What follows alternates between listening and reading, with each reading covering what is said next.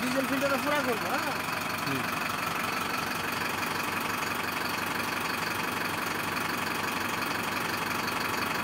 নতুন diesel filter না? নতুন ডিজেল ফিল্টার। দেখতেছেন এখন প্রসেসিং করে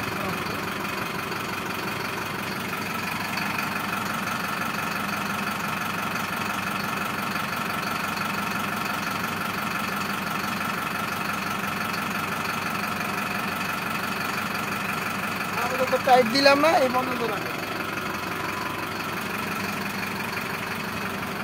নতুন খোলা হবে। নতুন ডিজেল ফিল্টার আনবক্সিং হইতেছে। সময়কে নিজের কাছে নিজে করতে হয়, কারণ সময়টা সবসময় আমাদের টেকনিশিয়ান থাকে না।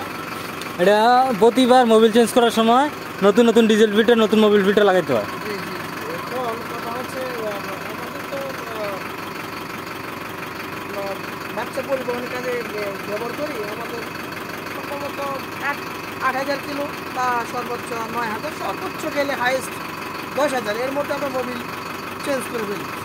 যে জায়গায় দেখা যায় অন্যান্য মোটরসাইকেলের 2 চাকার কিলোতে ওনারা চেঞ্জ করে, আমরা সেই 1000 কিলোতে অনেক জায়গায় চেঞ্জ করে।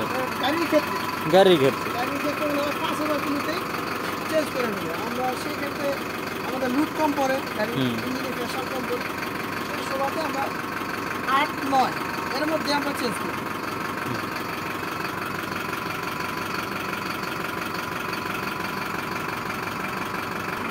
ডিজেল ফিল্টার টাইট দেওয়ার জন্য আমরা সাধারণত এই বেল্ট ব্যবহার করি।